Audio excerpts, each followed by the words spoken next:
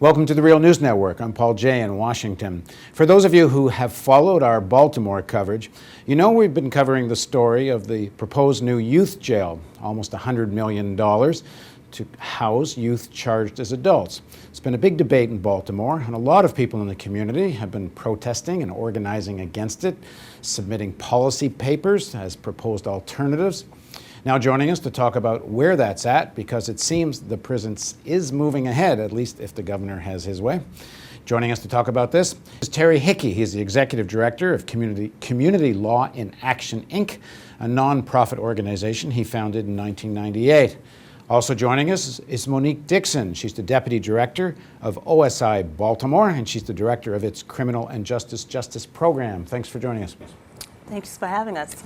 So Monique, give us, first of all, the basic argument against the prison. I mean, the argument for it, if I understand it correctly, is that to have a safer community, some youth, their crimes are so serious they need to be charged as adults. And a lot of kids are getting charged as adults, and you don't want those kids in adult prisons. So the governor is saying, well, we need a facility that's safe for young people charged as adults. And the argument against that prison is what? Well, we think that the founders of the juvenile court, which was developed in the late 1800s, got it right when they decided that children are developmentally different from adults. And because they're different, when they find themselves in trouble with the law, they should be treated differently. And so the juvenile court was developed because based on the child's age and their inability to fully understand the impact of their conduct, and as well as the fact that young people are more responsive to treatment and rehabilitation than adults, that the juvenile justice system is the most appropriate system for young people, regardless of age, under the age of 18.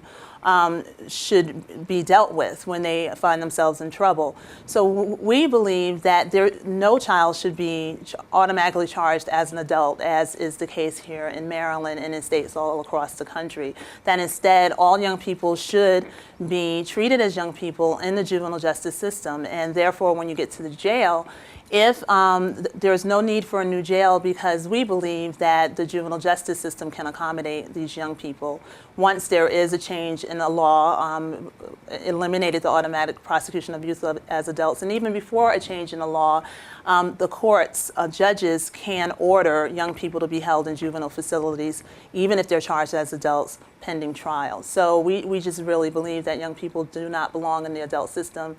The adult system is not designed for young people, and therefore building a jail specifically for this population is bad policy and a waste of money. Terry, why are so many youth being charged as adults? It's supposed to, one would think it only happens because the crime crosses a certain threshold of extreme violence or something, but if I understand it correctly, it's being used more often than that. Well, if you want to track it back, it's unfortunate. If you look at, there's things called exclusionary statutes which exist in Maryland. So there's a list of certain crimes that if a young person commits on paper that crime, keeping in mind there's lots of elements. A crime can sound like something, but a schoolyard fight could be first-degree assault if the proper alleged facts are there. You can track it back to the 70s and 80s. There were some high-profile crimes, including an attack in Central Park in New York City. And juveniles were originally charged with those crimes, and it created a national panic about this super predator mentality of young people that were going to, blow through our cities, committing horrible crimes. And states started being proactive by passing these exclusionary statutes. Unfortunately, after that horse had left the barn, it was a group of drifters that were found through DNA evidence to have committed those crimes. So once again, national policy based on a mistake. But we have this exclusionary statute, which I think a lot of folks misunderstand. These aren't judges making decisions initially. These aren't even prosecutors. These are police officers doing their best on the streets, intervening, coming oftentimes after a crime's been committed, arresting and bringing charges based on eyewitness reports, oftentimes eyewitnesses being ultimately perpetrators of the crime itself. So we have young people being arrested and taken directly, it's like a Monopoly game, taken directly to adult jail. And it sorts itself out. So public opinion drives this. There are youth, unfortunately, at young ages that occasionally will commit a serious crime. But there's a lot of a lot of misunderstanding, and we deal with this quite a bit. You can be an accessory to something. You can have supposedly attempted to do something. You could be in a conspiracy 3 levels away, not at the scene, having supposedly done something, maybe gang-related. So there's lots of ways to get you to that charge without that happening, which is why when the Just Kids Partnership, a group I'm affiliated with, did an initial study of the adult jail that exists now, almost 3/4 of all the youth sent there were originally either freed or sent down to the juvenile system ultimately. And that was, Monique, part of the results of one of the reports, is that the actual estimation of how many beds were needed, there actually seemed to be no real crisis of lack of beds. The suggested bed number that the state initially approved was 180 beds. At that time, in 2007, when the plan originated in the state, the jail was averaging about 100 young people on any given day. Since then, since 2006, frankly, the number of youth arrests and the number of young people charged as adults has been declining. In fact, arrests across the board have declined, have they not? Yes, that's correct. And so, and that was one of the complaints we had about the state's bed projection of 180. We really believed that it was too large of a prison, given the fact that juvenile arrests have gone down and continue to go down. And that's when our foundation, the Open Society Institute, and many of our grantees, including the Community Law in Action and the Annie E. Casey Foundation, began meeting with the Department of Public Safety and the governor and questioned the size of the jail and basically asked them to reconsider the size. And the governor agreed to do so with funding from our foundation and the Casey Foundation. So reconsidering, they're going ahead with the prison. Well, the study that was released, it was conducted by the National Council on Crime and Delinquency, and it was released in May 2011. And the council found that the bed need was would not be more than 117, and would most likely be less than that. And just to be clear, that means that in any one given day, the maximum need would be 117. Yes, that's at peak. And one of the points of one of the reports that presented alternatives about all this is to say you could open up that number of beds in existing juvenile facilities if you didn't have so many people sitting in these facilities in the first place who hadn't committed violent crimes. That's And so you make all these arguments, which seems a no-brainer. Why spend $100 million when you don't need the beds? But they're building it anyway.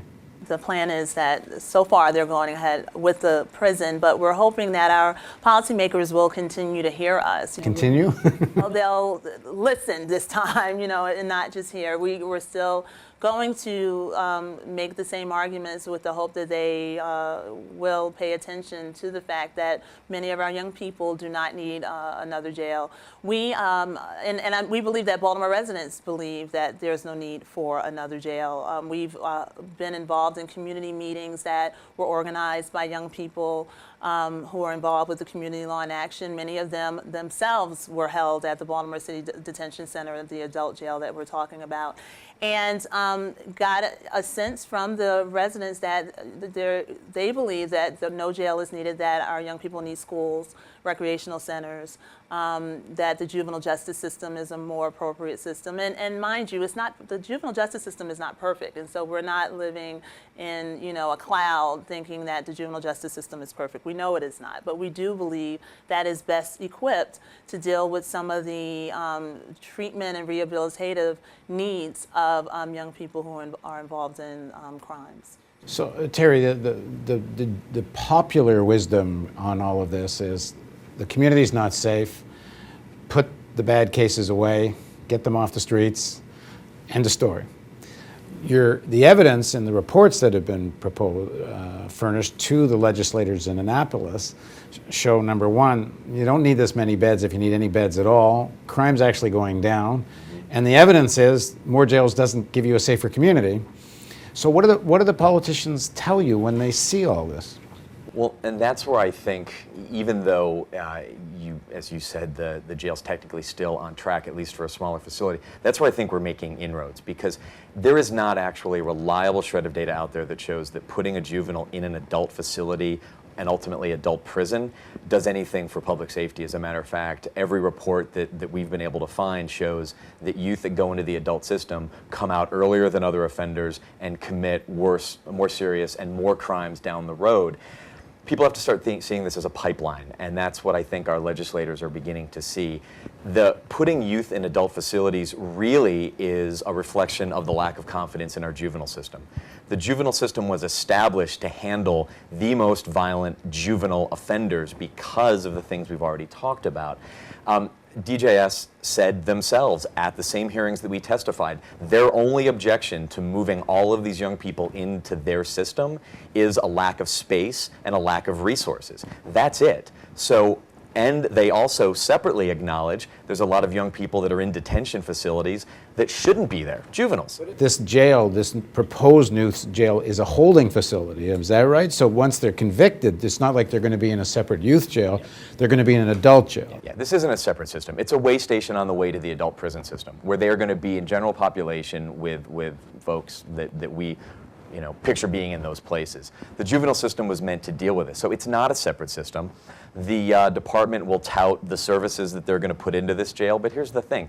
They're not required to. There's nothing in the law that makes them do it. There's no long-term funding source for any of the resources there. And they admitted to the state legislature that they have no requirement to track young people. There's no benchmarks. That's all in the law in the juvenile code. And so you don't need a different system. You have one. People have to understand there are places for young people that commit serious crimes in juvenile facilities. And that's where we need to put the resources, and that's where we need to put our attention. So what's going on here? They got, last count you said there's actually 36 kids that would actually be in this facility. When was this? Last week? Last week. Last week, not 117. It wouldn't be that hard to clear 36 spaces out of the existing juvenile facilities for kids that hadn't commit violent crimes, and they want to spend $100 million on this.